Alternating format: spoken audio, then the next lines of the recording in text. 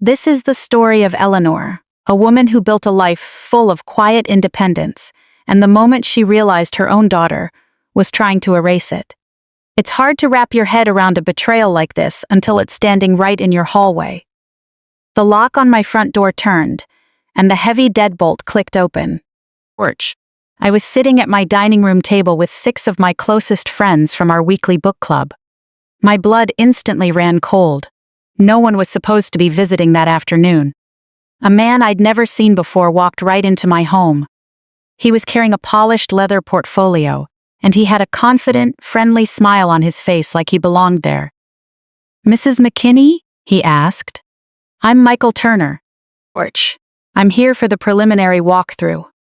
I just stared at him. "What walkthrough?" His smile faded immediately. "For the house listing. Your daughter mentioned you were getting ready to put the property on the market." Behind me, the room went completely silent. The laughter and chatter from our meeting vanished into thin air. "Porch. My home is not for sale," I said, keeping my voice as steady as I could. Michael looked down at the key in his hand, the same key he had just used to unlock my door, and then looked back up at me, clearly confused. "Ma'am, Allison personally handed me this key." In that single second, a chilling realization hit me. My daughter hadn't just been bringing up my living situation lately. Porch. She was already making life-altering decisions for me behind my back. If your own flesh and blood did something like this, how would you handle it? For several long seconds, nobody moved. Michael Turner stood in my entryway, with my house key resting between his fingers. Behind me, 6 women who had known me for decades sat frozen at the dining table. Porch. Dorothy was the first to break the tension, slowly setting her coffee mug down. I turned back to Michael. "Who told you I was selling my house?" The confidence wiped clean off his face. In an instant, his professional real estate persona completely vanished, replaced by the deep discomfort of a man who realized he'd walked into a situation that was terribly wrong. "Porch. Your daughter," he said, picking his words with extreme care. "Allison. I know my daughter's name," I replied. "I'm asking what exactly she told you." Michael glanced toward the dining room, looking uneasy. "I think maybe we should discuss this in private." "No." The word came out sharp and firm. "These women just watched you unlock my front door with a key I never gave you. Porch. Whatever explanation you have, they can hear it too." Patricia crossed her hands on the table, listening closely. Not a single person said a word. Michael closed the door behind him, staying near the entryway, and opened his portfolio. "Mrs. McKinney, I want to apologize. I truly believed you were expecting me." "I wasn't. I see that now." He pulled out his phone. "Porch. Allison contacted me about 3 weeks ago. She told me she was handling the sale of a property on behalf of her mother." 3 weeks? That single detail landed like a heavy weight in my chest. This wasn't some impulsive thought Allison had this morning. This had been in motion for nearly a month. "Show me," I said. Michael hesitated for a second, then turned his phone screen toward me. "Porch." I read the text message at the top of the screen. "Hi, Michael. I'm handling the sale of my mother's home. She's getting up there in age, and the upkeep is just becoming too much for her. We'd like to see what needs to be done before we officially list it." My stomach churned. Handling the sale of my mother's home, not discussing it with me, not considering options. Handling it. Porch. As Michael held the phone, I carefully scrolled down the text thread. Another message mentioned that I was already planning to move into a local senior living community. I looked up, looking him dead in the eye. "I am not moving into a senior community." Michael's neck flushed red. "She told me you were actively looking into that option." Porch. "The only thing I'm actively looking into is replacing my kitchen dishwasher." Someone at the table let out a nervous breath, but nobody laughed. I kept reading. Allison had told him that the stairs were coming dangerous for me. Technically, my knees weren't what they were 20 years ago. But I got around just fine. She told him maintaining the yard had become a massive burden. Porch. Sure, I had complained a few times about how exhausting it was to rake leaves in the fall, My daughter had taken my casual, everyday complaints and carefully built a storyline out of them. A narrative where I was already halfway out the door. "How did you get this key?" I asked. Michael looked down at his hand. "Allison gave it to me yesterday. She said you had a book club meeting this afternoon, but mentioned I could swing by near the end to take a quick look. She assured me it was completely fine." A wave of cold disappointment washed over me. She knew. She knew precisely where I would be, what I'd be doing, and who would be with me. "So what were you planning to do here today?" "Just a preliminary walkthrough. No contracts, no commitments. I was just supposed to assess the property's condition, discuss minor repairs that might boost the value, and take a few reference photos if you were open to it." "If I was open to it?" I repeated.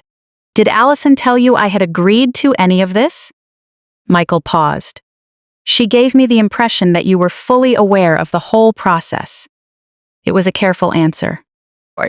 I respected him for not lying or trying to cover for her. "Have I signed any documentation?" I asked. "No." "Is my house listed anywhere?" "No." "Can Allison legally sell this house without my explicit authorization?" "Absolutely not." Hearing that final answer allowed me to finally take a full breath. Michael explained that there was no active listing agreement, no power of attorney filed, and no binding transaction taking place. He had simply assumed today was the official starting point. He held the key out to me. "I think this belongs to you." I stared at it. I recognized the small blue rubber cap stretched over the top. I had given that exact key to Allison 4 years ago, 3 months after my husband, George, passed away. I remembered what I said to her that day: "Keep this, just in case of an emergency." It was meant for a medical crisis, not as a license to sell my home out from under me. I took it from his hand. "Thank you, Michael." "I am so sorry, Mrs. McKinney. I believe you." And I did. He had walked into my home unannounced, but he wasn't an intruder. He was just an unwitting pawn, used by someone who should have known better. Michael left without taking a single picture. The second the door clicked shut, the dining room erupted. Patricia advised me to document everything immediately. Someone else suggested calling the authorities, while another friend insisted I change the locks before the sun went down. Their voices faded into background noise. I just stared at the key resting in my palm. One by one, the women gathered their things, gave me gentle hugs, and said their goodbyes. No one mentioned the book we were supposed to discuss. Dorothy stayed behind. She had been my friend for 27 years, long enough to know when I needed to talk, and when I just needed someone to stand by me. She quietly began gathering the empty coffee cups from the table. "You don't have to do that," I told her. "I know." I sat back down at the table. George's usual chair sat empty at the far end. Even 4 years after his passing, I still instinctively held that space for him. Dorothy carried the cups to the sink and walked back over. "Call her." I looked up at her.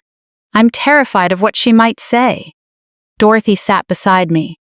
"I think you're more afraid that she won't have a good explanation at all." She hit the nail right on the head. I pulled out my phone and dialed. Allison answered on the 4th ring. "Hey, Mom," she said, her tone completely normal. Somehow that made it worse. "Allison, a man just used a key to walk through my front door."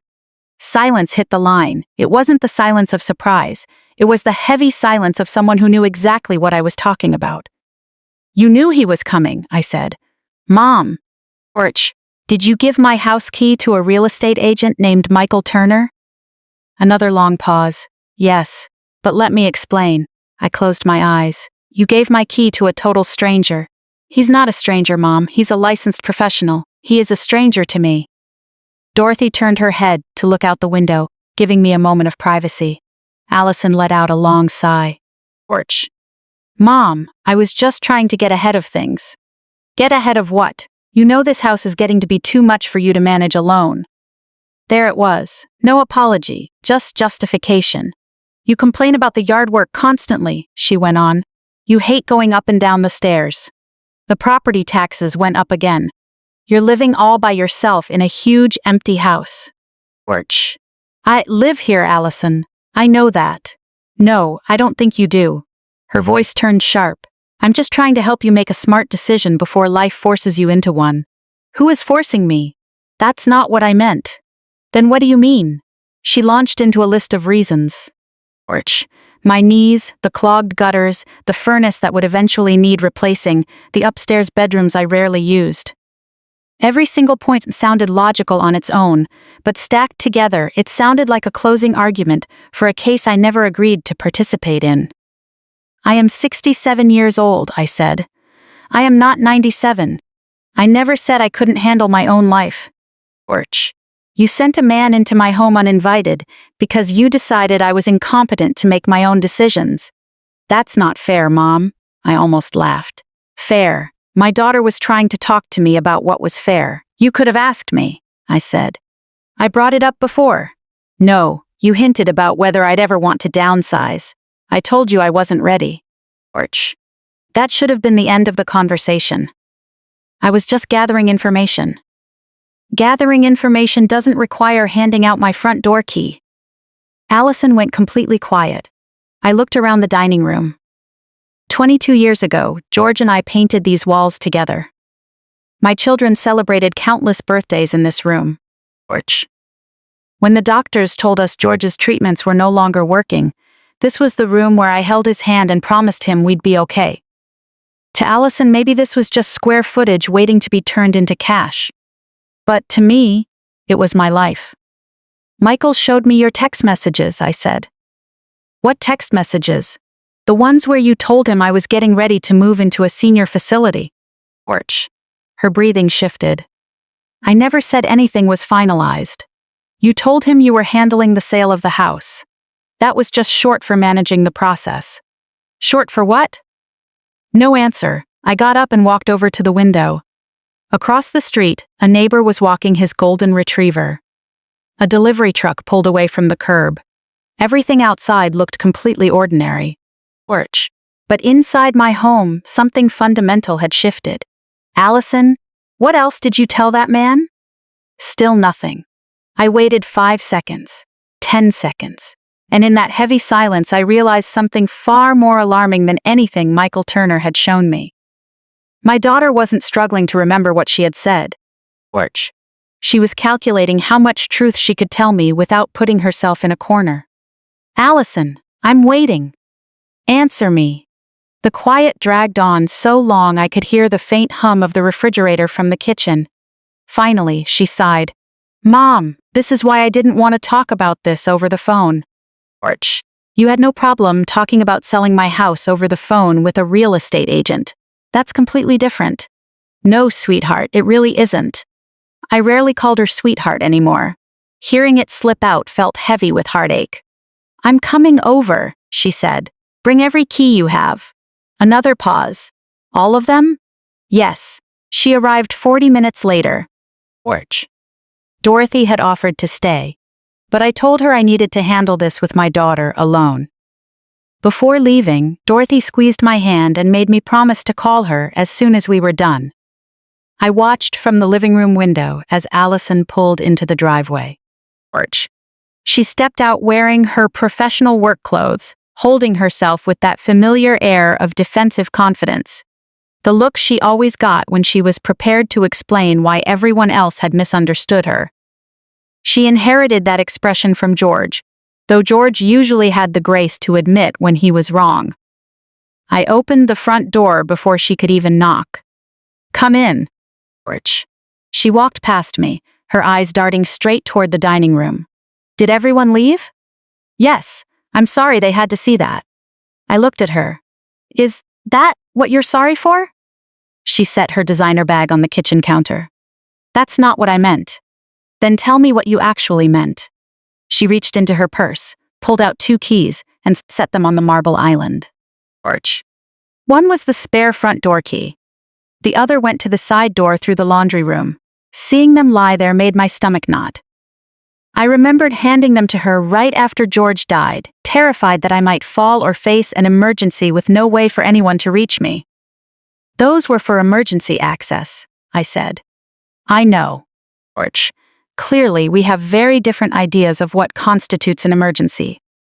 Allison crossed her arms. Mom, I admit it was a mistake not telling you before I gave the key to Michael. Good.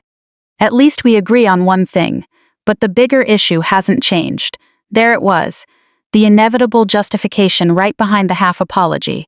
What bigger issue? Porch. This house, she said, gesturing around the kitchen. You know it's becoming too much for you. Too much for whom? For me? Because it seems like you're the one who can't handle it. She let out a harsh breath. Mom, please don't make this harder than it needs to be. I was having coffee with my friends when a complete stranger walked through my door. I'm not the one who made this hard. Porch. Allison looked away. For a brief second I caught a flash of guilt on her face, but she quickly pushed it down, launching back into her list of evidence. I had complained about hauling laundry up the stairs. Fact. I grumbled when the tax bill arrived. Fact. I hired someone to clean the gutters instead of asking her husband, Brian, to do it. Fact. George. I once mentioned that the backyard felt huge ever since George passed away. Every detail was true, but the conclusion she drew was completely out of line. So because I vent about my house, I said, you assumed I didn't want to live here anymore? I thought we needed to explore backup options. We? You know what I mean. I really don't think I do. She pulled out a chair and sat down. George. Mom, you're 67. You live alone in a 4-bedroom house. 3 bedrooms. The home office used to be a bedroom. Oh, so that makes it entirely manageable then? Can you be serious for a second? I am being entirely serious. I sat across from her. Allison, asking Mom, have you thought about downsizing, is completely different from turning over my front door key to an agent. George. I just wanted an estimate. Then you should have asked me. You shut the conversation down every single time. Because that is my right. Her jaw tightened. In that moment, I realized something troubling. Allison viewed my refusal to sell as a mere obstacle she needed to navigate around. You told Michael I was looking into senior communities. I said you were considering it. George. I never considered it. You went to the open house at the community on Patterson Avenue. I almost laughed out of sheer frustration. That was a retirement luncheon for Linda Wallace. You said the facility was beautiful. It is beautiful. The museum downtown is beautiful too, but I'm not moving into a display case. Allison rubbed her forehead. You're twisting everything I say. George. No, I'm just putting the facts back where they belong. She stood up and walked toward the window. I stared at her back. When she was a little girl and broke something she wasn't supposed to touch, she stood the exact same way before deciding whether to confess. I recalled when she was 8 and knocked over George's favorite reading lamp, bursting into tears before he even walked into the room. George. Now she was 39 years old, and I couldn't tell if she felt genuine remorse or if she was simply upset that her plans had been derailed. I was just trying to protect you from making a rushed decision under pressure later on, she said after a long silence. What pressure? Maintenance costs, rising taxes, unexpected health issues. Anything. George. Those are hypothetical possibilities, Allison. They are not active emergencies today. She turned around. You don't realize how expensive maintaining a property like this can get. Something about the way she said that caught my attention. It wasn't just what she said. It was how deliberate she sounded. Did Michael give you an estimated value for the property? Her expression shifted slightly. George. I don't remember off the top of my head. Try. I'm listening. How much? She hesitated. Around $480,000. The room fell dead silent. I leaned back in my chair. Fascinating. Michael never mentioned a price to me. So when you said you just wanted an informal walkthrough, it was an initial estimate. How initial? Allison reached for her purse. George. I don't know what you want me to say. I want you to tell me how long you've been coordinating with that man behind my back. She froze. Not long. 3 weeks. She caught my eye, realizing too late that Michael had already confirmed that timeline. 3 weeks of discussions. Over a few text messages? What else did you talk about? Nothing major. Staging the property? Silence. Porch. A timeline for closing? Her lips pressed into a thin line. A cold chill ran down my spine. Allison, did you discuss how fast this house could sell? I asked basic operational questions. Why? Because anyone considering a sale asks those questions. People who are planning to sell ask those questions. She snatched her purse off the counter. I'm not doing this tonight. Porch. You brought me over here to interrogate me, but you've clearly already decided I'm some terrible daughter trying to pack you off to a home. I never said that. You didn't have to. She strode toward the entryway. I followed her. Does Scott know about this? I asked, stopping her near the door. She turned around slowly. Know about what? Porch. That you've been working with a real estate agent behind my back. Her eyes flickered away for a fraction of a second. That was all the answer I needed. Allison. Scott knows we've discussed downsizing. That wasn't my question. I'm leaving. She grabbed the door handle. Why are you in such a hurry to sell my house? Her hand went still on the brass handle. Porch. For the first time all evening, the anger melted off her face, replaced by something much darker. Fear. It only lasted a second before her defensive wall went right back up. Whatever, Mom. Keep pretending nothing is ever going to change. I'm not pretending anything. When you realize what it actually costs to keep this place afloat, you'll wish you listened to me. Porch. She stepped out onto the porch. I watched her walk down the paved path.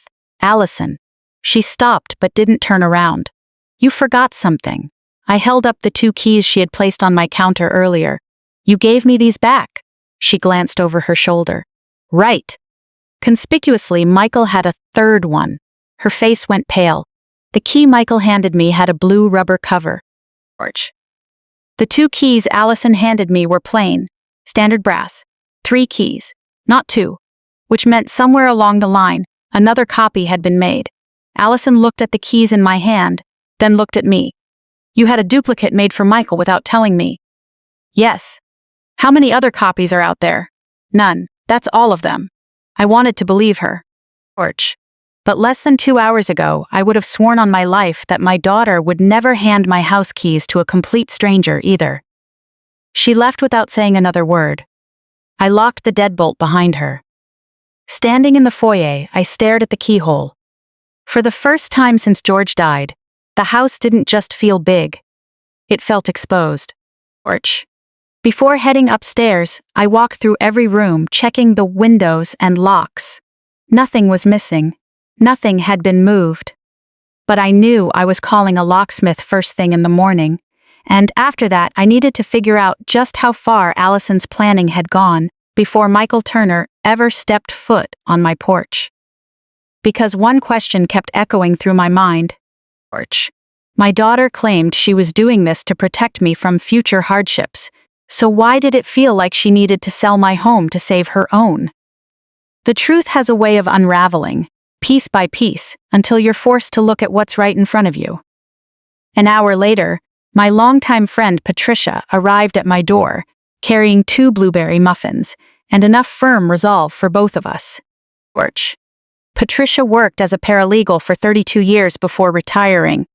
She had a habit of listening carefully without interrupting, only speaking up when it was time to address the elephant in the room. I told her everything that happened after the book club ended. When I finished, she looked over at the fresh hardware installed on my front door. You feel guilty, Patricia said plainly. Porch. You feel guilty for rekeying your locks to protect yourself from your own daughter. Patricia. You are protecting your home, Eleanor. She may be your child, but you are an independent adult with rights. I looked down at my coffee. Patricia reached across the table and placed her hand over mine. Changing your locks isn't an act of cruelty. Porch. It's setting a boundary against unauthorized decisions made about your life. I wanted to absorb her strength. Right then, my phone chimed on the counter. It was Michael Turner. I took a breath and picked it up. Mrs. McKinney, I hope I'm not disturbing you, he began. Not at all. I wanted to apologize again for the misunderstanding yesterday. You already did, Michael. Porch. I know, but it's been weighing on me.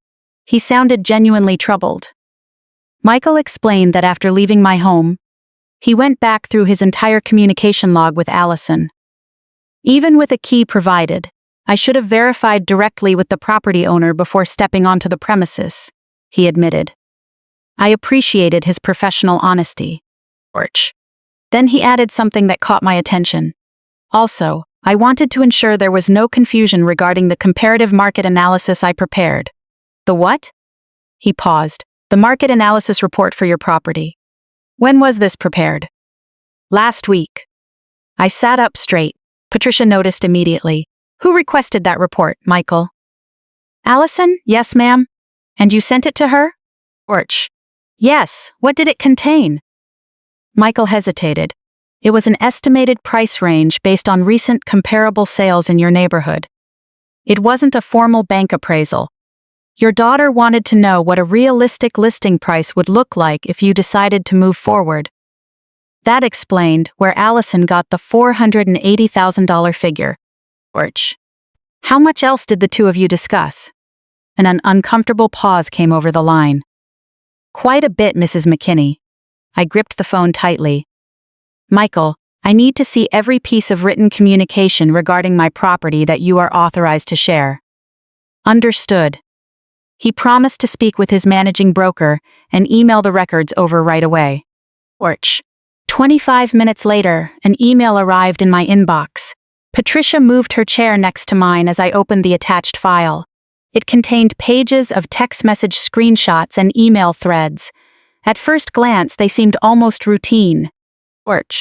Allison inquired about recent home sales in the area, asked about staging costs, updated appliances, closing fees, and whether a cash buyer could expedite the timeline. She even asked how much advance notice a professional real estate photographer would need.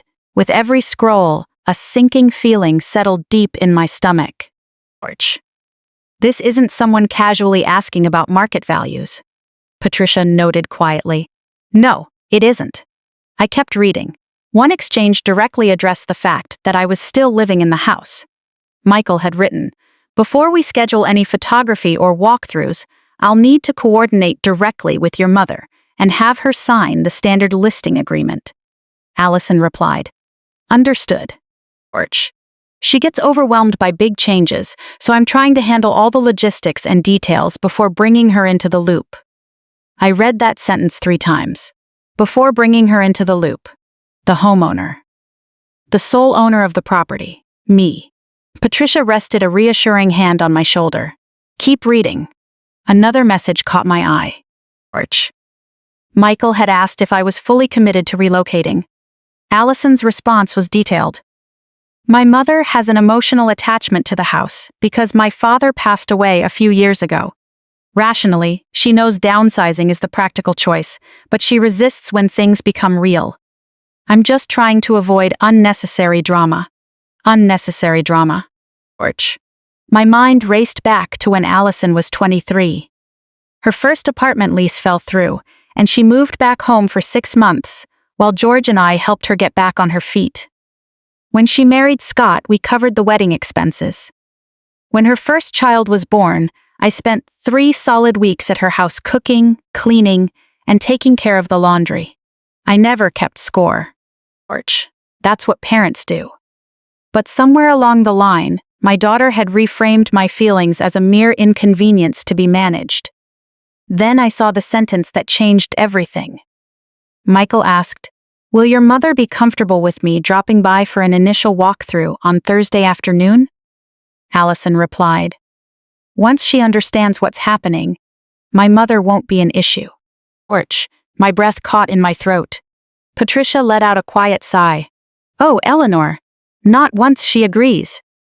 Once she understands what's happening, as if the outcome had already been decided, and my only role was to accept it."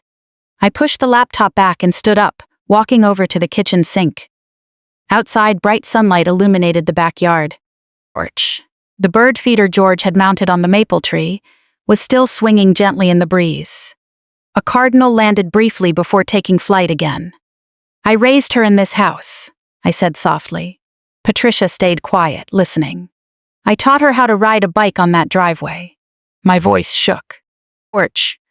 When her heart was broken in college, she stayed upstairs in her room for a week, and I brought her tea every single night. I turned around. How does a child grow up to view their parents' life as nothing more than an obstacle? Patricia's tone was gentle. It usually happens one small self-serving justification at a time. I returned to the table. Only a few messages remained. Porch. I almost didn't want to look, but a text sent just 3 days prior stood out. Allison had pressed Michael about the transaction timeline. She asked how quickly an occupied home could be prepped, listed, and closed if everything moved smoothly. Michael provided a general overview, explaining that timelines depend on buyer financing, home inspections, title searches, and proper documentation. Porch. Allison texted back. We might need to move faster than that, Michael asked. Is there a specific deadline you're working against? Her response was direct. I need to know if the deposit funds can be released before the end of the month if we expedite the process. I stared at the screen. Patricia leaned in closer. What deposit?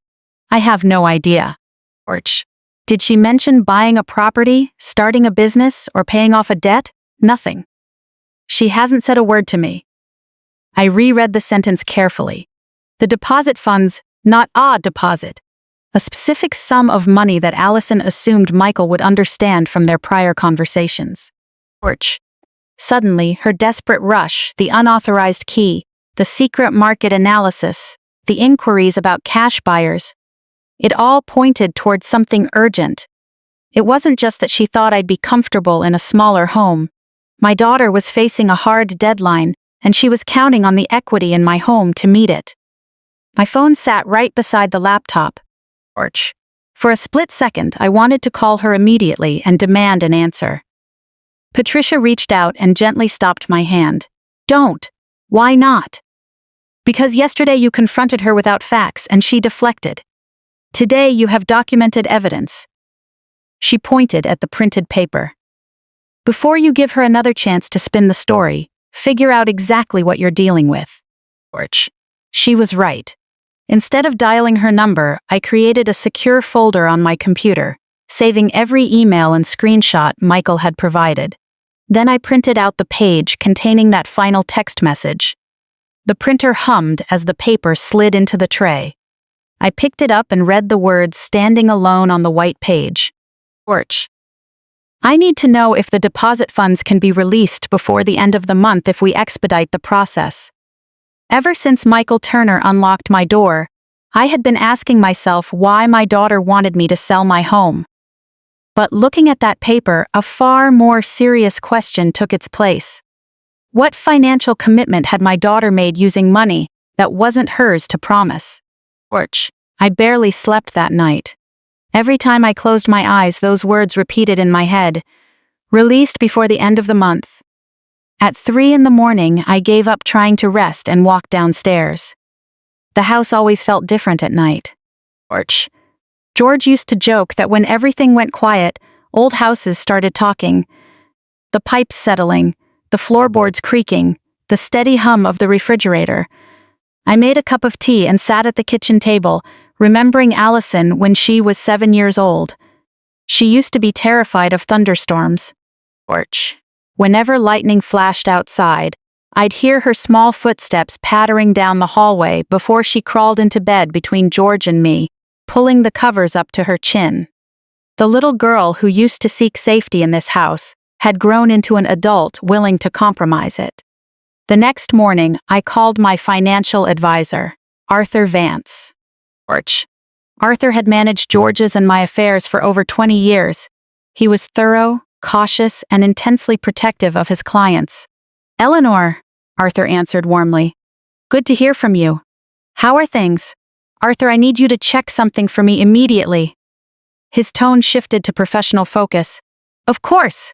What's going on? Porch. Are there any pending requests, paperwork, or inquiries regarding my accounts or the title of my home? A pause on the line as Arthur typed on his keyboard. Nothing has been processed on our end, Eleanor. You're the sole owner on the deed and all primary accounts. Why do you ask? Did someone contact you? My daughter, I said, holding back the emotion in my voice. Orch. She's been coordinating with a real estate agent without my consent. She mentioned needing access to deposit funds by the end of the month. Arthur went dead silent. Eleanor, does Allison have power of attorney or signatory authority on any of your assets? No. George and I made sure of that years ago. Orch. She's named as a beneficiary in the event of my passing, but she has no operational control while I am alive. Good, Arthur said firmly. Keep it that way. I am placing an administrative freeze alert on your portfolio today. No transfers, withdrawals, or document requests will go through without verbal verification from you directly. Thank you, Arthur. Eleanor? Orch. If she's looking for funds by the end of the month, she may be facing serious financial pressure. Have you spoken with Scott? Scott was Allison's husband. They had been married for 12 years and had 2 middle school-aged children. Scott worked in commercial logistics, a quiet, hard-working man who usually stayed out of family disputes. No, I'd admitted. I haven't called him. Orch. It might be time, Arthur advised carefully. If there's an obligation coming due, he's either involved in it or completely unaware of what his wife is planning. An hour after hanging up with Arthur, I drove over to Scott's office branch during his lunch break. I didn't announce my visit. I simply waited in the lobby until he walked through the glass doors. Orch. When Scott saw me sitting there, his eyes widened in genuine surprise. Eleanor, is everything okay? Is something wrong with the kids or Allison? The kids are fine, Scott, but we need to talk. We walked over to a quiet coffee shop down the street. Scott ordered a black coffee, looking visibly concerned as we sat at a corner table. Orch. Scott, I began directly, are you and Allison experiencing financial difficulties? He froze, his cup halfway to his mouth. What? No. Why would you ask that? Because 3 weeks ago, Allison retained a real estate agent to list my house. She's been pushing to expedite the sale so she can access a deposit by the end of this month. Scott stared at me, completely bewildered. She did. What? Orch. The confusion on his face was entirely genuine. He clearly had no idea. She gave a real estate agent a key to my front door, I continued, setting the printed text message thread on the table between us. A complete stranger unlocked my door while I was hosting my book club. Scott picked up the paper, his hands trembling slightly as he read through the messages. Orch. His face paled as his eyes scanned the line about the end-of-month deposit. Eleanor, I swear to you, I knew nothing about this, Scott whispered, looking sick to his stomach. She told me she was helping you research home values in case you wanted to downsize in a few years. She was trying to sell my house right now, Scott. He put his head in his hands, drawing a deep breath. Oh, God. Orch. Scott, tell me what is happening. What does she need money for? He sat up slowly, looking defeated. About 2 months ago, Allison came to me with an investment opportunity, a boutique commercial franchise opening downtown. She wanted us to put down a significant earnest money deposit to secure the location. And what did you tell her? I told her no. Orch. We didn't have that kind of liquid capital available without liquidating our children's college funds or taking on massive high-interest debt. I told her it was too risky and that we couldn't afford it right now. The pieces finally fell into place. Allison hadn't been acting out of concern for my health, my stairs, or my yard work. Orch. She had identified a commercial business deal she couldn't afford, made a commitment anyway, and intended to use the equity from my home to cover the deposit before the deadline expired. She had convinced herself that she was simply speeding up the inevitable. That since the house would eventually pass to her, using its value now was merely an advance on her future inheritance. Orch. She signed a binding intent agreement for the franchise, Scott said, realization washing over him. She told the developers she would have the cash deposit ready by the end of August. Using my home, I stated flatly. Scott looked at me with deep remorse. Eleanor, I am so sorry. I had no idea she was capable of doing something like this to you. I will handle this tonight. Orch. No, Scott, I said calmly. We will handle this together. That evening, I invited Allison and Scott over to my house. Allison arrived looking defensive, clearly expecting another argument about home maintenance. But when she walked into the dining room and saw Scott sitting at the table alongside Patricia and me, her composure shattered. "What is this?" she asked, her voice tight. "Porch." "Sit down, Allison," Scott said quietly. She looked between her husband, her mother, and Patricia. "Scott, what are you doing here?" "Saving our family from complete ruin," Scott replied firmly. I placed the printed text messages, the market analysis, and a formal legal notice prepared by Patricia on the table. "Allison," I began, my voice steady and unwavering. "Porch, your father and I worked hard for 30 years to build this life and secure this home. It was built on love, sacrifice, and mutual trust." She opened her mouth to speak, but Scott raised his hand. "Don't, Allison. I know about the franchise deposit. I know about the deadline at the end of the month." Allison's face drained of color. "Porch." She looked at me, then at Scott, realizing her plan had completely collapsed. The excuses, the narratives, and the self-righteous justifications vanished. "Mom," she whispered, her voice finally breaking. "I was going to pay it back once the business took off. I thought it would benefit all of us." "Porch." "You attempted to sell my home out from under me," I said, looking her directly in the eyes. "You violated my trust, endangered my security, and lied to your husband and your mother." Silence filled the room. "Effect today," I continued.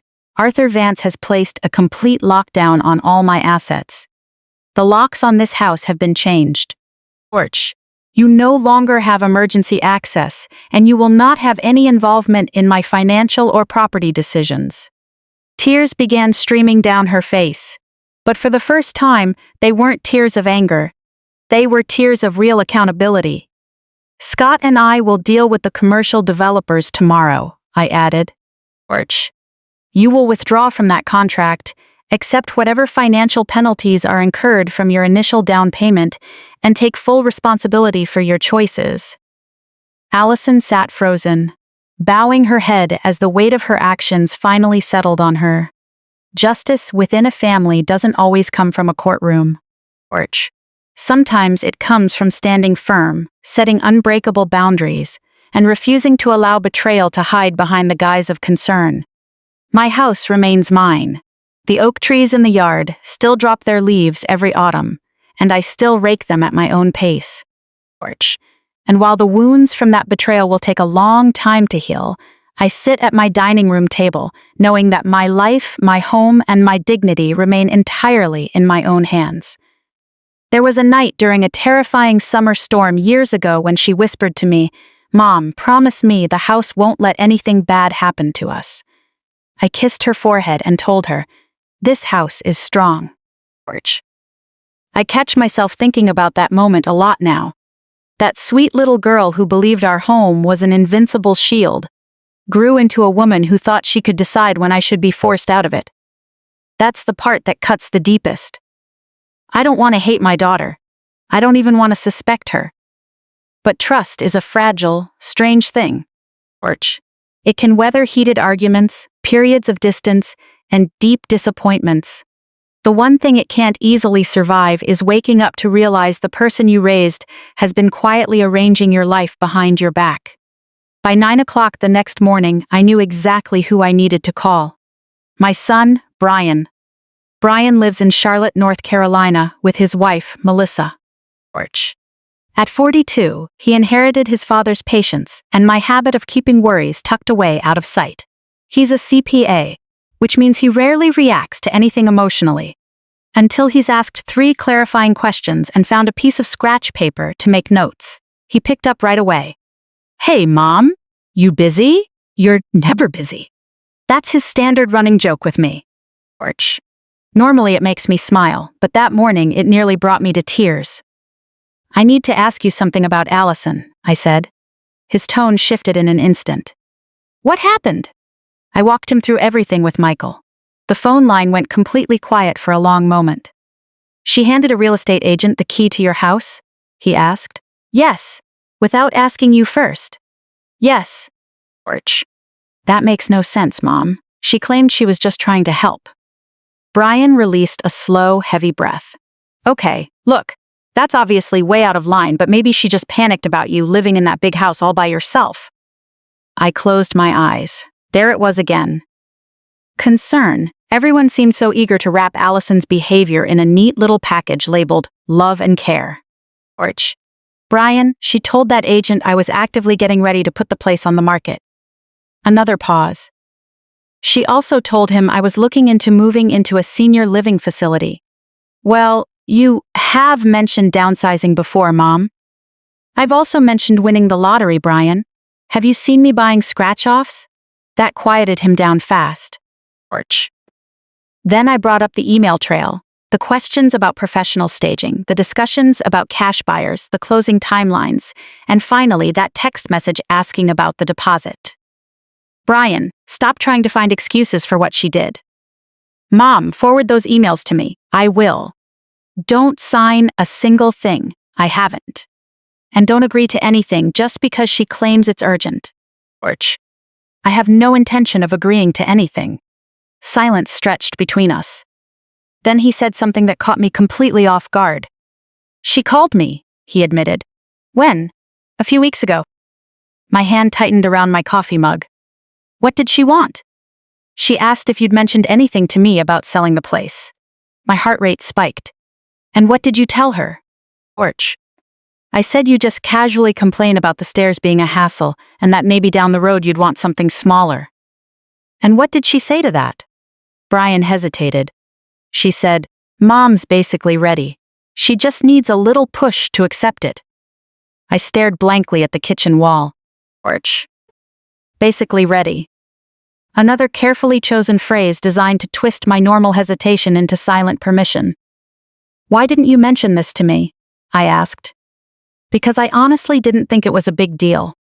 I assumed the two of you were already talking about it. That was the moment the whole picture came into focus. Allison wasn't just misleading Michael Turner. Orch. She was constructing a completely different version of me for everyone else. A mother who was ready to pack up, a widow weighed down by a house, an aging woman who knew deep down it was time to leave but was just digging her heels in.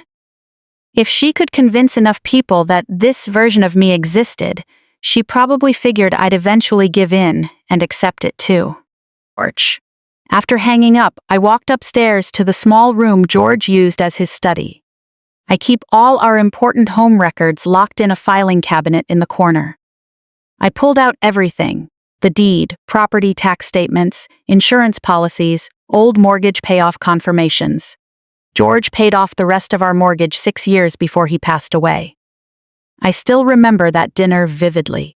George, he bought a $20 bottle of champagne and raised a glass to celebrate that we didn't owe a single penny to any bank, and that the roof over our heads was entirely ours. I found the estate planning folder. Seeing his handwriting after all this time made my throat tighten up. House, insurance trust, Winnie. When we were alone, George always called me Winnie. George. I sat right down on the floor next to the cabinet and opened the binder. Everything was neatly organized. Maybe too organized, because I noticed something right away. One of the plastic sleeves was completely empty. The label on it read, Property Document Copies. My brows furrowed. The original deed was safe in a different folder. This was just a duplicate set. Orch. I tried to think back. Had I taken it out for something? Maybe I handed it to the insurance agent. Maybe George moved it before he passed. Maybe I took it downstairs years ago and completely forgot. Without solid proof, I refused to accuse Allison outright. Orch. But I wrote it down anyway. Missing.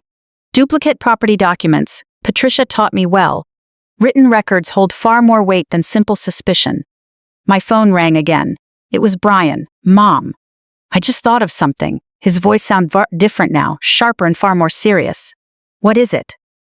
That call with Allison, she asked me something else. I waited. Orch. She wanted to know about Dad's trust. I looked down at the folder resting on my lap. What about the trust? She asked if selling your house would affect the way the funds in Dad's trust are handled. A bitter chill ran through me. What were her exact words, Brian? He went quiet for a few seconds, retracing the call in his head. George, she said, if Mom sells the house, does Dad's trust interfere with what happens to that money? I stared down at George's handwriting, the trust. I knew George had established a living trust as part of our estate planning. It held investment accounts, with provisions for Brian and Allison after I died, and most importantly, terms to protect me for as long as I lived. George. But I'd never felt the need to memorize every single legal detail, because our attorney Susan Whitmore handled all the formal structures. Allison asked you that? Yeah. And what did you say? I told her I didn't know. I'm an accountant, not an estate lawyer. Did she tell you why she was asking? She claimed she was just helping me understand my options. I came close to laughing out loud. George. My options. Allison seemed to have an extraordinary grasp on options I had never once requested. Mom, I think you should give Susan a call. I think you're right. After we hung up, I sat on the floor for a long time. Then I flipped open the trust folder. George's neat notes covered the very first page. First principle. Protect Winnie first. Those 3 words stopped me cold. George. Not maximize the estate value. Not protect the kids. Protect Winnie. Tears blurred my vision. 4 years after leaving this world, my husband was still looking out for me, reminding me that my security came before everything else. I packed the papers back into the binder. As I did, I noticed something else. A bright yellow sticky note attached to an older summary of our estate plan. George. It had Susan Whitmore's office number written on it. I picked up my phone, but before I dialed, a thought gave me pause. Why was Allison asking Brian about the trust? Before she ever gave my front door key to Michael Turner. That meant the real estate agent wasn't the starting point at all. This started way earlier. George. Long before that man stepped into my book club, Allison had already been calculating my house, my finances, and my estate. All at once, I began to wonder if that mysterious deposit was just one piece of a much larger, much more disturbing puzzle. I didn't call Susan Whitmore right away, though I probably should have. Instead, I dialed my daughter. George. After discovering all of this, maybe it sounds foolish, but a part of me still desperately wanted to give Allison a chance to explain herself before getting attorneys involved. I wanted a genuine conversation, no agents, no email trails, no carefully curated phrasing about helping me out, just my daughter and the plain truth. She picked up after 2 rings. Mom, we need to talk. George. I thought we already talked. Not about the deposit. Silence, that familiar, suffocating silence that answered more than words ever could. What deposit? She asked finally. Don't do this, Allison. Do what? Don't force me to lay out hard evidence for things you already know. I heard her let out a long, heavy breath. Michael showed you everything, didn't he? George. He sent me every single message regarding my property. Another pause. Come over, I said. Mom, I have meetings. Then come over when you're done. What do you actually want from me? The truth. She arrived just after 6 o'clock. This time she knocked. The new deadbolt on the door had fundamentally changed the dynamic between us. I let her in and walked her straight to the kitchen. George. No coffee, no treats, no attempt to soften the edges of the confrontation. I placed the printed email right on the counter. Allison read the line. I need to know if the deposit funds can be released before the end of the month if we expedite the process. She closed her eyes. What is that deposit actually for? I asked. It's complicated. Give me the short version. George. Scott's company ran into some serious trouble. I waited while she sat down. For the first time since Michael walked into my house, Allison looked less angry and more utterly exhausted. 2 projects went south last year, she explained. One client disputed the workmanship and refused to pay the final balance. George. Another development project got put on hold after Scott had already purchased all the materials up front. How bad is it? She rubbed her hands together. It's bad. Bad isn't a number, Allison. Mom, please. You were ready to put my home on the market. I think I deserve something a little more specific than bad. She looked up at me. George. We've been using personal funds to cover business expenses. My stomach tightened. Using what? Credit cards, our savings and equity we took out. What equity? We refinanced our home.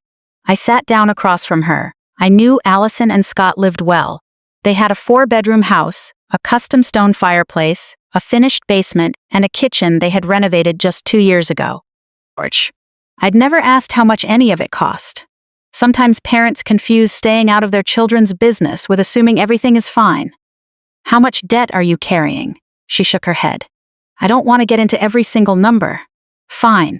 Then explain why my house became your solution. Tears welled up in her eyes. We found another house. I stared at her. What? A smaller place. For one absurd second, I almost laughed. You spent weeks telling me my house was too big, while you were quietly shopping for another one yourself? It's cheaper than our current place, she continued. Then sell your current house. That was the plan. The puzzle pieces finally clicked into place. Allison explained that she and Scott had been looking at a smaller, newer home in the Richmond suburbs. Selling their current place would lower their monthly payments and free up some equity. The catch was that they needed money for the earnest deposit on the new purchase, plus enough financial breathing room to stabilize Scott's business. The deposit, I said. She nodded. We were trying to figure out how to make all the timing line up. We? Every we in that sentence only includes you and Scott, Allison. She dropped her gaze. You never included me in this plan at all. I figured if you sold this place, you could buy a smaller home outright, and… She hesitated. You'd still have money left over. There it was, the exact sentence I'd been waiting for. How much? What? How much money did you calculate would be left over after buying me a smaller place?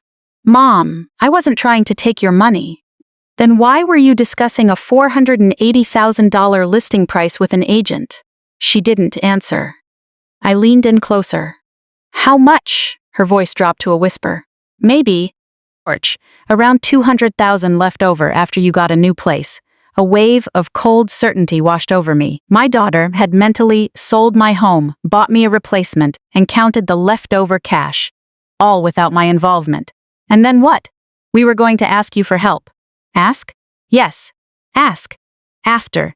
You set everything up so that if I said no, I'd be the one ruining your family, right? That's not fair. Stop using that word. My voice rose for the first time.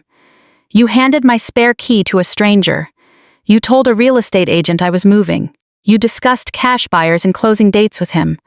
And now you're telling me you even calculated how much of my money would be left over for you to use. Do not stand in my kitchen and lecture me about what's fair. Allison began to cry. I hated seeing it. That's the hardest part of being a mother. Someone can hurt you deeply, but when you see their tears, a part of you still wants to reach across the table and pull them close. But I kept my hands planted firmly on my lap. I wasn't trying to steal your house. I know, I said. She looked up, surprised. I know you didn't think of it as stealing. Then why are you treating me like a criminal? Because not intending to steal doesn't give you the right to orchestrate my life. She wiped her cheeks. I thought you'd eventually agree to it. That hurt almost as much as the emails. You treated my consent like a foregone conclusion. I thought you'd understand. No, you just thought you could create enough momentum so that if I tried to stop it, I'd look like a selfish old woman. Her mouth opened, but no sound came out. I kept going. You were going to find the agent, get the appraisal, pick the senior facility, work out the timeline, and then present it all to me as a done deal. That isn't helping. She had no response. I remembered the call with Brian. There's one more thing. Allison looked utterly drained. What? Why did you ask Brian about your father's trust? A tiny flicker of change passed over her face, but it was enough. He told you? He did. I'm curious why selling my house would affect that money. I don't know all the details of how your father set it up. Neither do I. That's why I'm calling Susan. Allison snapped her head up. You're calling the lawyer? She's my lawyer. Mom, you're making this way bigger than it needs to be. No, I think it took me days to realize just how big this already became without me. She stood up. I can't do this right now. I stood up too. One last question. This one matters. She grabbed her purse. Does Scott know? George. Her hand paused. I remembered how she hesitated during our earlier conversation. This time, I asked directly. Does Scott know I never agreed to sell this house? Allison stared at the floor. He knows we talked about you downsizing. That's not what I asked. Silence. Did you tell your husband that I had already agreed to help you financially? Her eyes filled with tears again. Allison. George. In barely a whisper, she said, Yes. I felt something drop right through me. How much did you tell him I was giving you? I never gave him an exact figure. But I told him help was on the way. I told him you were going to help us. Without ever asking me? I knew you wouldn't stand by and watch us lose everything. She said it with such absolute certainty that the real issue finally hit me. George. Allison didn't feel like she was taking anything from me. She believed that simply by virtue of being my daughter, she was naturally entitled to have me rescue her. You should go, I said. Mom, please. She walked toward the front door. Before stepping out, she turned back. We're scared. George. For the first time all night, I heard something completely honest. Not entitlement, not calculation, just raw fear. My anger softened slightly, but it didn't disappear. I'm sorry you're scared, I said softly. Her lip trembled. But your fear doesn't give you the right to take away my choices. She left and I locked the deadbolt behind her. Then I picked up the phone and dialed Brian. George, I want you to come down this weekend. What's going on? I think it's time the four of us sat down at the same table. The four of us? You, me, Allison, and Scott. A long silence followed. Are you sure about this, Mom? Yes. I looked toward the dining room where George and I had hosted countless family meals. I want to know exactly what Scott thinks I promised. George. Because Allison had admitted to one lie. Now I needed to find out how many decisions had been built on top of it. By Saturday evening, I had set 4 places at the table. I stood in the kitchen for 20 minutes, wondering why I was making pot roast. It was George's favorite meal. George. During the colder months, I used to put it in the oven on Sunday morning before church, and by the time we got home, the whole house would smell like onions, carrots, rosemary, and slow-cooked meat. Allison used to sneak carrots off the platter, and Brian always asked for extra gravy. George. For a silly moment, making that meal felt like a way to bring us back in time. Back when my children were just my children, before the house became an asset, before inheritances were a factor, and before I had to change the locks on my own front door. Brian arrived first. He held his hug a little longer than usual. You holding up okay? I will be once I figure out what's really going on. George. He noticed the folder sitting beside my place at the table. You printed everything out? Every single thing Michael sent me. Brian nodded slowly. At 6:20, Allison and Scott walked in. Scott greeted me with an awkward hug. He looked exhausted, with dark circles under his eyes, and he had clearly lost weight since Christmas. Allison barely made eye contact. George. Dinner started with suffocating politeness. Brian asked Scott about work, and Scott said the market was tough. Allison asked if I'd planted tomatoes yet, and I said not this year. We talked about the weather, traffic, and one of Brian's kids applying to colleges. Nobody mentioned why we were there. For 30 minutes, we played along. George. Then I glanced at George's empty chair at the head of the table. I had intentionally left it in place. Scott caught my gaze. Winifred, the pot roast tastes just like the dinners George used to love, he said quietly. He always loved having everyone around this table. Allison's fork paused in mid-air. I laid my napkin down. That's why I wanted us here tonight. The room went completely still. George. I reached over and picked up the binder. Allison closed her eyes. Mom, we already talked about this. You and I talked, but I haven't talked to Scott. Scott looked back and forth between Allison and me. What is going on? I slid the first page across the table. It was the very first text message Allison sent to Michael Turner. Scott read it, then moved on to the second page, then the third. George. His expression grew increasingly confused. Finally, he reached the text about the walkthrough. He turned to his wife. "You gave him a key?" Allison's shoulders tensed. "We already went over this." "I didn't." Scott looked back at me. "Winifred, I swear to you, I had no idea she did that." Allison's face flushed. "Scott, stop! Stop what? You told me Michael was just doing a standard valuation." "George, he was doing a valuation. You said your mom knew about it." That landed heavy on the table. I looked at Allison. "You told him I knew?" She stayed completely silent. Scott pressed on. "You told me she was ready to sell." "I said she was coming around." "No, you told me she agreed this was the best move." Brian leaned forward. "Did Mom ever say that to you directly, Scott?" "George." Scott looked deeply uncomfortable. "No." "Then why did you believe it?" "Because Allison said they'd been discussing it for months." I watched my daughter carefully. She was staring fixedly at her plate. Scott pushed the papers away. I knew Allison reached out to an agent. I knew she wanted to see what the property might be worth. "George." "But I had no idea she handed over a key, and I certainly didn't know you hadn't consented to any of it." His voice shook slightly. "I thought you were on board with this." For the first time, Allison looked trapped, not by me, but by the massive gap between the different stories she had spun for everyone. I pulled out the email referencing the deposit. "Did you know about this, Scott?" "George." He scanned it, his jaw tightening. "Yes." Allison said his name softly, but he ignored her. "We've been looking at another property," Scott told me. "I thought you had offered to help us through this rough patch." "I never offered anything." Scott turned to Allison. "You told me Winifred basically promised." "I thought she would. You told me the funds would be available soon." "George." "I was trying to keep you from panicking." Scott stared at her. Suddenly, another truth hit me. My daughter hadn't just lied to me. She had been managing and curating a false reality for her husband, too. Brian asked quietly, "How far did you actually go with this, Allison?" Allison wiped a tear from her cheek. "We didn't sign anything involving Mom's property." "That's not what I'm asking." "George, you contacted Michael. You looked into senior living facilities. You ran the numbers." "How detailed were those numbers?" I asked. She looked up. "What do you mean?"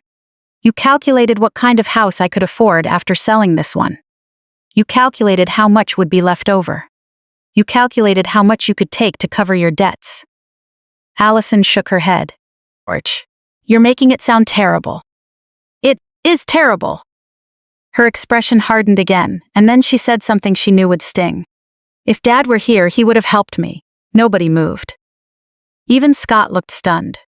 Allison seemed to regret it immediately, but the words were already out. I looked over at that empty chair. George adored his daughter. George, he probably would have wanted to help her, but he also firmly believed that helping should never cross into dependency. I folded my hands on the table. "Maybe he would have." I paused, and Allison looked surprised. Then I added, "But your father would never have helped you by erasing my voice and pretending I didn't have a say in my own life." Her head dropped. "George, since you brought up your father," I said, "there's something all of you should know." Brian frowned. "What's that?" "Tomorrow morning, I'm meeting with Susan Whitmore." Allison snapped her head up. "Dad's attorney? Why are you meeting with a lawyer?" "To review the property documents, the living trust, and every power of attorney I've ever signed." Allison's face turned pale. "George." "Mom, that's completely unnecessary." "Maybe," I said, closing the binder. "But, thanks to your father's foresight, I know exactly what my next step needs to be." After they left, I cleared the dining table alone. When I reached George's chair, I rested my hand on the backrest. I remembered something he said years ago when we were updating our estate plan. "George. Winnie, the kids should inherit whatever is left after we've lived our lives. They shouldn't be building their lives around our passing." At the time, I thought he was being overly cautious. Now, I finally understood. The next morning, I walked into Susan Whitmore's office carrying George's estate binder. "George." Before I even finished explaining what Allison had done, Susan opened her file, looked up at me, and said, Winifred, before we discuss your daughter's actions, there is something about this house that George made explicitly clear in the legal filings. Susan Whitmore had been our attorney for nearly 18 years. At 53, with silver threading through her dark hair, she possessed a calm composure forged over a career spent watching money turn ordinary family disagreements into permanent fractures. Her office sat in a renovated brick building near downtown Richmond. George loved coming here. He always joked it wasn't for the legal advice, but because Susan served good coffee. That morning I couldn't touch my cup. "What explicit detail?" I asked, holding my breath. "This house belongs to you." I blinked. "I know that. I don't mean emotionally, Winifred. I mean legally, absolutely, and under your sole control." She pulled out several documents. When George and I updated the estate plan, he stressed one thing above all else. If he passed first, we had to ensure you maintain total, independent control over your residence. "Why?" Susan smiled gently. "Do you remember what happened with his mother?" Of course I remembered. When George's mother, Eleanor, turned 78, her health began to decline. George's older brother gradually took over her bills, bank accounts, and daily decisions. At first, everyone called it helping out. But eventually, Eleanor needed her eldest son's permission just to spend her own money. George never forgot that. "He told me once," Susan continued, "getting older shouldn't mean becoming a guest in your own life." My throat tightened. That sounded so like George. Susan turned the deed toward me. "The property transferred entirely into your name. Allison has no ownership interest. Brian has no ownership interest. Neither of them has any legal right to list or sell this property. So even if Allison wanted to sell it, she couldn't? She couldn't. Not even with a key." Susan looked at me warmly. "Winifred, a key unlocks a door. It doesn't transfer a title." Despite everything, I let out a faint laugh. It was the first genuine smile I'd had in days. "Without proper authorization from you, no legal sale can occur," she explained. "A valid listing process requires your signature. A buyer's transaction requires a title search. Only your consent carries legal weight." A profound sense of relief washed over me. Rationally, I knew Allison couldn't sell my home with just a spare key, but hearing Susan confirm it felt like finding my footing again. Then I handed her the printed emails. She read them slowly. When she reached the line, "Once she understands what's happening, my mother won't be an issue," her expression hardened. When she got to the part about the deposit, she looked up. "Do you know what this refers to?" I explained Allison and Scott's situation. Their financial strain, the home equity loan, Scott's struggling contracting business, and Allison's plan to have me sell my home, buy a smaller place, and hand over the remaining funds for their deposit and debts. Susan leaned back in her chair. "Has Allison directly demanded money from you?" "No." "Has she presented any documents for you to sign?" "No." "Has she attempted to access your bank accounts?" "Not to my knowledge." "Good." The word sounded almost harsh. "How is any of this good?" "Because we need to distinguish between what your daughter actually did and what you fear she might do." That was Susan, precise, measured, and focused on facts. "Allison crossed serious boundaries," she continued, "but we have to address this based on actual facts." I nodded. Then I remembered Brian's question. "What about George's trust?" Susan's eyes narrowed slightly. "What about it?" "Allison asked Brian if selling the house would affect the trust funds."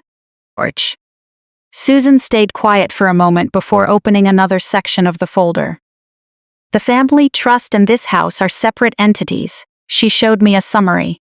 "George and I had built the trust primarily using investment accounts and savings accumulated during our marriage." I understood the basics, but Susan walked me through it again. "During your lifetime, the trust is structured entirely to support your needs first. Brian and Allison are eventual beneficiaries, but they have no right to demand distributions simply because they want funds. So Allison doesn't own a portion of the trust right now. She does not. Can she force me to give her anything from it? No." If I sell the house, does that automatically create legal rights for either of my children? It does not. I let out a long breath. Susan looked at me intently. Winifred, I want you to hear this clearly. I waited. Your children may inherit your estate one day, but that does not mean they own your future estate today. Those words hit home. Your future estate. Allison had been treating tomorrow's potential inheritance as money she could spend today. I remembered George's note. Protect Winnie. First, I mentioned the yellow sticky note to Susan. She smiled softly. That sounds just like him. Her expression turned serious again. We should review every financial authorization currently on file for you. Anyone listed on your bank accounts, emergency contacts, account permissions, or powers of attorney you might have signed after George passed. My stomach knotted up again. I don't recall giving Allison anything like that. You might not. Susan turned to her computer screen, but you mentioned a medical procedure a while back. 2 years ago, I had hip surgery. It wasn't major, but recovery took several weeks. During that time, Allison helped with groceries, picked up prescriptions, and managed a few household bills for me. I did sign something back then, I said slowly. Susan looked up. What did you sign? I don't remember the exact details. We searched through the binder, but found nothing. Then Susan asked if I had brought the envelope marked Medical Temporary. I had. Inside were hospital discharge forms, insurance statements, and receipts. At the very bottom lay a folded document. Susan opened it up. My signature was at the bottom. Allison McKinney's name was listed near the top. My mouth went dry. What is that? Susan read it in silence. It's a limited financial authorization. Panic set in immediately. Limited? How limited? Give me a minute, she said, her eyes racing down the page. I watched her line by line. Every second felt longer than the last. What can she do with this? I asked. Susan raised a hand. I need to read the exact terms. I stared at my own signature at the bottom. I vaguely remembered that time. Painkillers, physical therapy appointments, endless forms. Allison had sat by my hospital bed holding the paperwork. George had been gone for 2 years, and I had been so grateful to have a daughter who stepped up to take care of things. I signed whatever needed signing because I trusted her.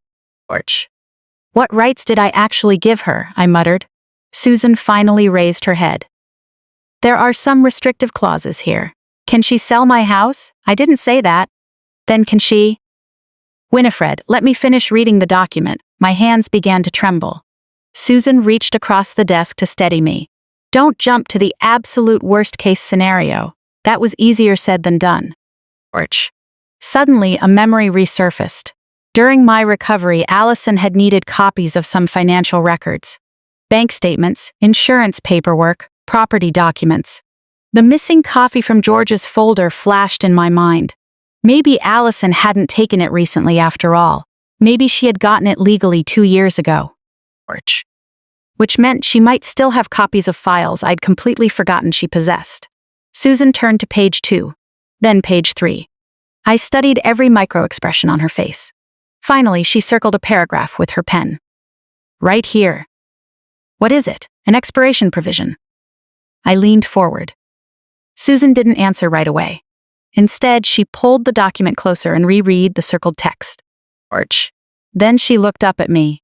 Winifred, this document might explain how Allison knew so much about your financial situation.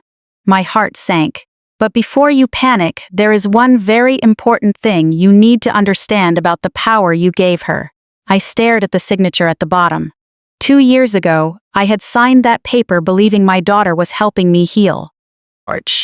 Now, I needed to know if that same piece of paper had somehow become her bargaining chip to pre-sell my home. Susan placed her finger on the circled paragraph. Winifred, look at this date. I leaned in. The document was signed 2 years ago, just 3 days before my hip surgery. Then Susan pointed right below it. This authorization expired 90 days after the effective date. I stared at the words. 90 days? Yes, so it's completely invalid now. It has been legally void for nearly 2 years. The air I'd been holding in my chest rushed out all at once, and a breathless, nervous laugh escaped my lips. I covered my face with both hands. Thank God. Susan gave me a moment to gather myself. George. Then she said, and even during those 90 days, Allison's authority was strictly limited. I dropped my hands. How limited? Susan turned the paper toward me. This authorization allowed Allison to pay certain household bills during your recovery, communicate with specific financial institutions regarding utility payments, collect mail on your behalf, and assist with insurance claims. George. It gave her zero authority to sell real estate. It gave her no ownership of your accounts. It gave her no control over George's trust. And it absolutely did not allow her to make any permanent financial decisions for you. So even back then, she couldn't have sold the house? Not a chance. Can she sell it now? Absolutely not. A wave of profound relief washed over me. George. But then, Susan's expression turned serious again. However, there is one thing we need to consider. The tension in my body snapped right back. What? Allison might still have a copy of this power of attorney document. If it's legally expired, why does that matter? Legal expiration is what matters in court, obviously, she said, tapping the paper. George. But outside of a courtroom, people don't always read every line before forming an impression. I thought of Michael. He had never explicitly said Allison showed him this document. Exactly, Susan said, picking up the printed emails again. This is what caught my attention. She read a few phrases Allison had used out loud. Handling the sale of my mother's property. George. Coordinating matters on her behalf. Getting everything set up before involving her in the details. Susan looked at me. Notice what Allison didn't say. I reread the messages. She never said she owned the house. Right. She never said she had a current power of attorney. Correct. She never said she could sign for me. Susan nodded. George. She was creating an impression without making a concrete claim that could be easily disproven. That realization chilled me even more than a blatant lie would have. A direct lie can be called out and shattered. What Allison did was far more calculated. George. She took the trust people naturally place in a daughter, built a room out of subtle assumptions and heavy implications, and invited everyone to step right in. She knew exactly what she was doing, I whispered. I can't state her actual intent, Susan cautioned. Without hard evidence, we have to be very careful about making accusations. This was why I trusted Susan implicitly. George. She never let my anger turn raw suspicion into unverified facts. However, she continued, what we can say for sure is that her phrasing successfully convinced Michael he was coordinating an authorized process. I leaned back in my chair. Is it possible she used that old document to gather information? I mean, back when it was still valid? George. That would explain why she has records from your recovery period. But it doesn't mean she's done anything illegal recently. I thought about the missing property document again. So that missing file might have been copied or used back then. Or you might have simply misplaced it yourself. I nodded. Facts over fear. I needed to hold on to that. Susan laid out a series of practical steps. George. We would update my emergency contacts, review who had access to discuss my accounts, ensure no expired authorizations remained in any financial institution's files, tighten the security around my estate planning, and document the entire incident with the real estate agent. Should I call the police? I asked. Based on what you've told me, I wouldn't recommend taking it that far just yet. George. That surprised me. She gave someone the key to my house. And you got it back. You changed the locks. No property was stolen. No transaction took place. And no documents were found where your signature was forged. Susan folded her hands and looked at me calmly. You have every right to protect yourself, Winifred, but don't turn your daughter into a criminal without the evidence to back it up. George. I swallowed hard. I'm angry. You have every right to be. I'm terrified too. That's completely understandable, but I don't want revenge. Good, she replied quickly. Then don't make decisions out of a desire for payback. I looked out the window. Porch. For days, my mind had constructed terrifying, dramatic scenarios. Allison forging my signature, Allison draining my savings, Allison secretly listing my house on the market. None of that had actually happened. Yet what she had done was bad enough. She had abused my trust, extending it into territory where it was never granted. Porch. She had mapped out a plan for my home because she assumed I would eventually cave. That reality was heavy enough on its own. It didn't need any embellishment. I need to set firm boundaries, I said. Susan nodded. Then let's build those boundaries. Before I left, she made copies of all the paperwork. I walked out carrying George's folder, feeling lighter than when I had arrived. Porch. Not happy, exactly, but grounded. I knew where my lines were drawn. My house was mine. My money was mine. My choices were mine. Allison's financial crisis didn't change a single one of those facts. When I got home, I made myself lunch. For the first time in days, I sat on the back porch instead of pacing nervously through the house. I watched two squirrels chase each other along the fence line. Porch. I thought of George. Getting older didn't mean becoming a guest in your own life. He had understood a truth I was only just beginning to learn. Control is rarely taken all at once. It slips away in tiny, quiet concessions. A spare key, a signature, a daughter saying, "I'll handle it," and a mother replying, "All right." Trust is essential in a family. Porch. But when fear and financial pressure enter the room, unmonitored trust becomes incredibly dangerous. Around 3 p.m. my phone rang. It was Michael Turner. I almost let it go to voicemail, but I picked up. "Hello, Michael. Mrs. McKinney. I'm so sorry to bother you again." "It's all right." He sounded deeply uncomfortable. "I received a strange phone call this afternoon." My stomach tightened. Porch. "What kind of call? About your property?" I sat up straight. "What about it?" "Another real estate agent contacted me." "Why would another agent contact you?" "He heard I did a preliminary valuation for the McKinney property and wanted to know if I was still handling the listing." I stood up. "Who is this agent?" "His name is David Mercer. He works with another agency in Richmond." Porch. "I've never heard of him." That's what concerned me. I gripped the phone tightly. "What exactly did he say?" Michael paused. "He asked why the property was suddenly withdrawn. The same icy wave I felt when Michael first opened my front door washed over me again." "Withdrawn from what?" I asked him the exact same thing. Porch. He said his understanding was that the family had been comparing different agents and was preparing to put the house on the market. I gripped the edge of the kitchen counter with my free hand. "Michael, my house was never listed." "I know. I never contacted another agent." "I know that too."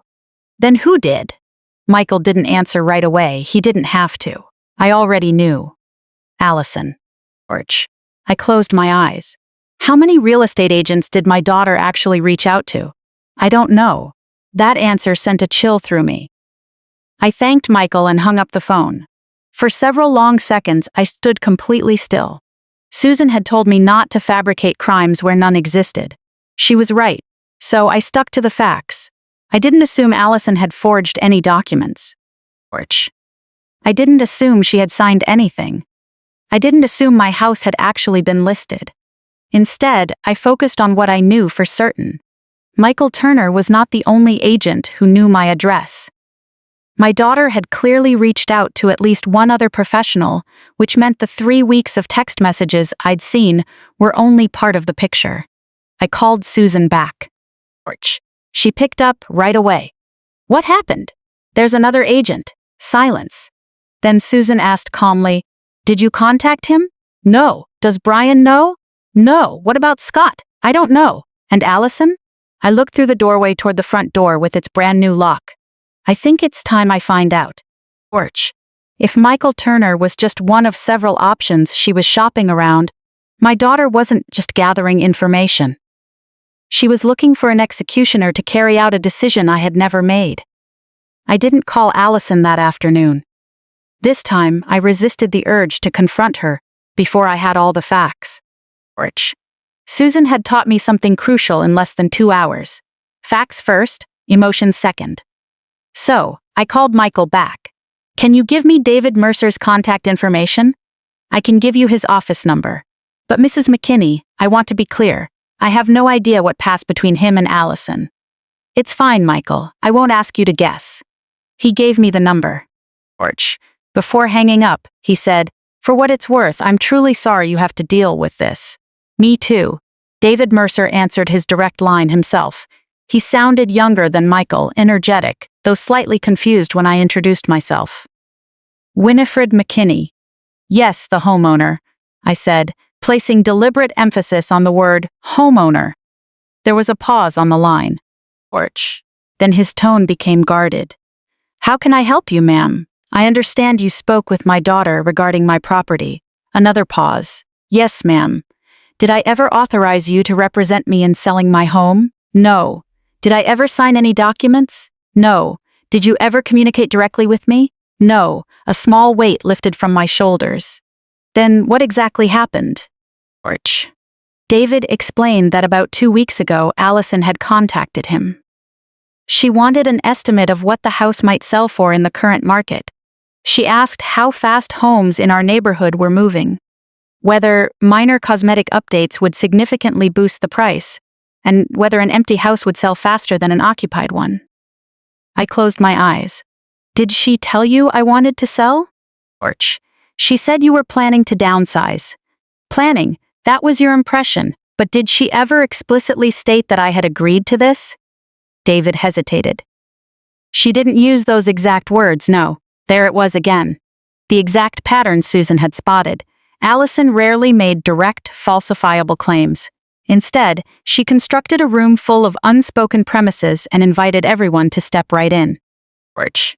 When you told Michael the property was withdrawn, what did you mean? David sounded embarrassed. That was poor word choice on my part. I didn't mean withdrawn from an active MLS listing. I meant she indicated she was no longer moving forward with me as her agent. So there was never a listing agreement? No, ma'am. Absolutely not. Thank you. I meant it. George. That was the second real estate professional in a week who assured me Allison hadn't crossed any legal lines.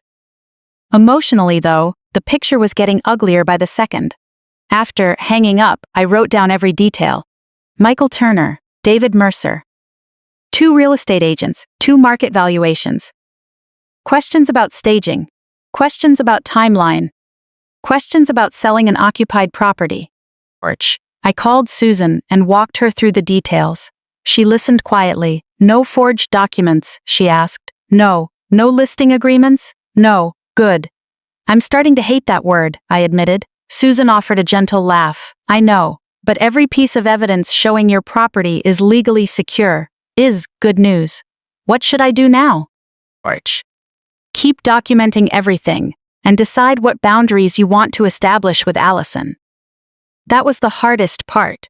Protecting my house was easy. Protecting myself from my own daughter was far more complicated. Later that evening, I went upstairs to look for an old insurance statement. George. I opened the guest room closet, which was normally used to store spare linens, holiday decorations, and the occasional tote bag Allison left behind. On the top shelf sat a canvas tote. I recognized it as hers. She'd brought it over a few weeks ago when she helped me clear out the hallway closet. I pulled it down. George. Inside were a pair of gardening gloves, an old cardigan, 2 magazines, and several glossy brochures. The first brochure featured a smiling, silver-haired couple walking by a quiet pond. River Oaks Senior Living Community. The second was an advertisement for maintenance-free townhomes, designed for adults 55 and older. George. The third was an introductory guide to a retirement community just 20 minutes from my house. I sat down on the edge of the bed. Allison hadn't just researched what my house was worth. She had already mapped out where I was going to live. Not someday. Now. I flipped open one of the pamphlets. A yellow sticky note was attached to a floor plan. Perfect size for Mom. No stairs. George. My chest tightened as if squeezed by a vice. Another note had the monthly HOA fee circled. A third pointed to the distance between the community and Allison neighborhood. I should have felt furious. But what I felt was something far worse. I felt erased. Without ever asking what I wanted for my own life, my daughter had already drawn up the blueprint for my future. Porch. I gathered the brochures, walked downstairs, and spread them out across the dining room table. It was only then that I finally understood why the incident with the real estate agent had wounded me so deeply. It was never just about the key. It wasn't even just about the money. It was about the arrogant assumption underlying all of it. Porch. Allison believed that because I was getting older, my personal autonomy had become negotiable. She could decide the house was too big. She could decide the stairs were too dangerous. She could decide I needed a smaller space. She could unilaterally determine when my memories became impractical. And if I resisted, she would write off my resistance as merely getting emotional. Porch. I picked up the brochure with the note reading, "Perfect size for Mom, I thought of George." During the final weeks of his life, we set up a hospital bed in the downstairs bedroom, and that was where he stayed. One evening, as I gave him a sip of water, he looked around the room and whispered, "Don't ever let this house become a shrine to me." I promised him I wouldn't. Porch. For 4 years, I had kept that promise. I hosted book club here, welcomed neighbors for Thanksgiving, tended the garden, and filled the kitchen with laughter. I was actively living my life. Maybe I would move someday. Maybe one day I would wake up and feel the stairs were simply too much. Porch. But if that day ever came, I wanted the decision to come from my own heart, not from my daughter's spreadsheet. The next morning, I called Allison. She answered cautiously. "Hi, Mom. I found the brochures." Silence. "What brochures?" "The ones for the senior living communities," she sighed. "I was just researching options for you." "Did I ask you to do that?" "No." "Did you contact David Mercer?" Porch. Another pause. "Yes." "How many agents did you actually reach out to?" "Just those two?" "Just those two, yes." This time, I believed her. Maybe because she sounded too exhausted to keep lying. "Did you sign any paperwork?" "No." "Did you forge anything?" "Of course not." The genuine shock in her voice mattered to me. It made me believe her on that point, too. Porch. "Then listen to me very carefully," I said. "I am not accusing you of trying to steal my house. Thank you. I am accusing you of trying to make my decisions for me before I even had the chance to make them myself." She had no answer for that. "This stops right now." "What does that mean?" Porch. "It means no more real estate agents, no more senior communities, and no more discussions about my house with Scott, Brian, or anyone else, unless I am the one who brings it up." "Okay, I want you to come over next Thursday." "Why?" She sounded confused. "Book club day? You want me to join your book club?" "Yes." "Mom, I don't understand." Porch. "I know you don't." I looked into the dining room, right where Michael had stood holding my key. My humiliation had taken place in front of witnesses. I decided the truth needed to be revealed in the exact same setting. "That's why I need you here." "Who else is going to be there?" "Brian, Susan, Dorothy, and Patricia." Allison took a sharp breath. "Porch. Are you holding some kind of public trial for me?" "No." "Then what is this?" I looked at the brand new key sitting next to the phone. "It's a ceremony to reclaim my voice." She didn't answer. "I'm not going to yell at you, Allison. And I'm not going to publicly humiliate you just to make a point. But every person who was dragged into this mess deserves to hear the actual facts." "Mom." Porch. "Thursday at 4 p.m. Before she could argue, I added one final thought. "You decided what was going to happen in my home without asking me," I said, looking toward the front door. "Now I decide what happens next." For the first time since a stranger turned a key in my lock, I felt like I was no longer passively reacting to Allison's plans. Now I had a plan of my own. Porch. Thursday arrived with a steady, dreary drizzle. Not a dramatic thunderstorm, just a constant gray rain that made the old house feel cozy, and every sound inside crystal clear. At 3:30 p.m., I set a plate of cookies on the dining room table. I almost laughed at myself. Porch. Apparently, even when preparing for a confrontation over a massive breach of trust, I still insisted on having refreshments for my guests. Dorothy arrived first, followed by Patricia 10 minutes later. Brian had driven down from Charlotte early that morning, and Susan arrived just before 4 o'clock, carrying a thin manila folder. I had deliberately invited Dorothy and Patricia from my book club. Both had been present when Michael walked into my home, and Patricia had been the one to help me figure out how to preserve the evidence afterward. At 4:12 p.m., the doorbell rang. Not the sound of a key turning in the lock, but the doorbell.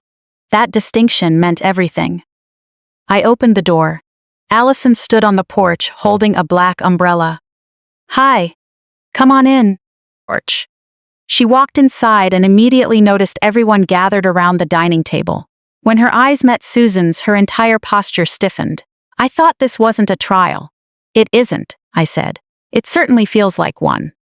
Susan spoke up calmly. "I am only here because your mother asked me to clarify a few legal facts. That's all." Allison sat down. Nobody touched the cookies. I stood for a moment, reached into my pocket, and placed the old key with the blue rubber ring right in the center of the table. The very key Michael Turner had handed back to me. Allison stared at it. "This is where it all started," I said. "No, Mom," she replied, her voice surprisingly soft. "It started way before that." I pulled out a chair and sat down. "You're right." For the next 20 minutes, I laid out the exact timeline of events. Not with dramatic accusations, but by simply stating the facts in chronological order. Allison had contacted David Mercer first, then Michael Turner. She requested market valuations. She asked about staging options. She inquired about cash buyers. She wanted to know how quickly an occupied property could be sold. She researched senior living communities. She made a spare key for Michael without my knowledge. She told Scott I had agreed to offer financial assistance, and she asked Brian about George's trust. Allison tried to interrupt me several times. I stopped her gently each time. "You'll get your turn to speak." When I finished, Susan took over, walking through the verified legal facts. No listing agreements existed. No sale had been authorized. No active legal documents gave Allison control over my property. The temporary financial authorization had expired 2 years prior, and there was zero evidence that Allison had forged my signature or transferred any assets. I looked directly at my daughter. "I wanted to lay all of this out clearly because I have no interest in accusing you of things you didn't do." Allison's shoulders relaxed slightly. "Thank you. However," I continued, "what you did do is severe enough on its own." Her eyes drifted back to the key on the table. "I changed the locks," I said, "and I updated my emergency contacts." She looked up, startled. "You took me off?" "For now. Brian is my primary emergency contact. Dorothy is my local backup." A flash of hurt crossed Allison's face. It pained me to see it, but painful consequences aren't automatically cruel ones. I also reviewed who has authorization to speak with my financial institutions. Any expired permissions are being permanently removed. "Mom, I would never touch your money. I hope that's true." "It is true." "Then these safety measures shouldn't feel like a threat to you." She looked away. I pulled out the senior living brochures and placed them beside the key. "And I want you to understand something about these, too. I was just trying to help. I know you believe that in your heart, I really do. But genuine help starts by asking the other person what they actually need." Allison's eyes welled with tears. I touched one of the pamphlets. "You chose a floor plan for me. It was just an option. You wrote perfect size for Mom on it." She swallowed hard. "You unilaterally decided what size my life should be shrunk down to. Mom, that's not fair." Patricia shifted slightly in her seat. Before anyone could speak, I raised a hand. "This is not about humiliating Allison," I said, turning back to my daughter. "But I need you to hear how this made me feel." She gave a slow nod. I felt old in a way I had never felt before. Not because of my knees or the stairs, but because my own daughter started treating me like someone whose everyday life needed to be managed. Allison wiped away a tear. "I was just so scared." "I know." "No, you don't," her voice cracked. I was truly terrified. She explained that Scott's business was far closer to bankruptcy than she had ever admitted. Their savings were practically gone. Their credit cards were maxed out. Their refinanced mortgage was suffocating them every single month. Scott was waking up at 3 a.m. in cold sweats, wondering how he was going to make payroll. All I could think was that if I could just fix enough broken pieces, Allison sobbed, the whole structure wouldn't collapse. Brian leaned forward. So you turned Mom into one of the pieces you could use to patch the hole. Allison shuddered. Yes, it was the first time she admitted it without offering a defense. Yes, I did. The room fell completely silent. I looked at her. That is all I needed you to understand. 3 weeks passed. Allison and I exchanged brief, occasional text messages. Good morning. Hope you're doing well. The doctor's appointment went fine. Someone is coming to look at the house tomorrow. Nothing deep, nothing truly resolved. Then, on a Monday afternoon, I found an envelope in my mailbox. My name was handwritten on the front. Mom. I recognized Allison's handwriting immediately. No return address, just my name. I took it inside, laid it on the kitchen table, and stared at it. I wanted to open it, but I was terrified to. Apologies come easily when people are desperate to fix a mess. I still didn't know if Allison wanted to reconnect with her mother, or if she simply wanted access back into the life her mother had just defended. So I left the letter sitting on the table for a day, then 2, then 3. On the 3rd morning, I finally opened it. I sat at the kitchen table with a cup of coffee, George's photo resting on the windowsill. Inside were 4 handwritten pages, no legal terminology, no justifications about property values, no numbers. The first sentence read, Mom, I've been trying to pinpoint the exact moment my concern for you turned into a sense of entitlement. I stopped reading for a moment. That word. Entitlement.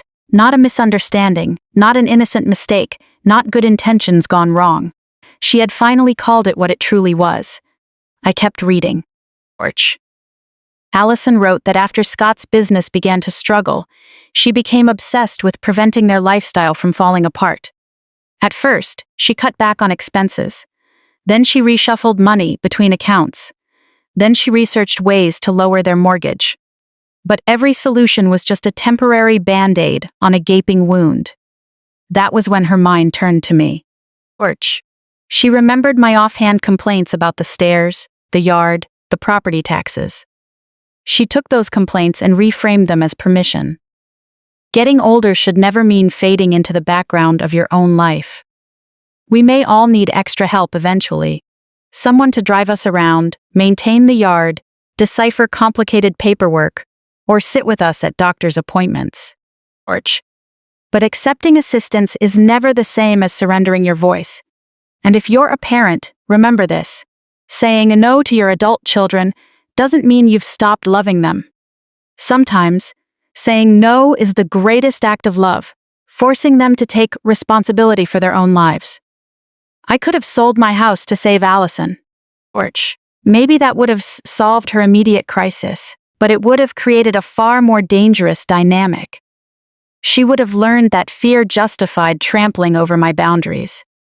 Instead, she and Scott faced the consequences of their own choices.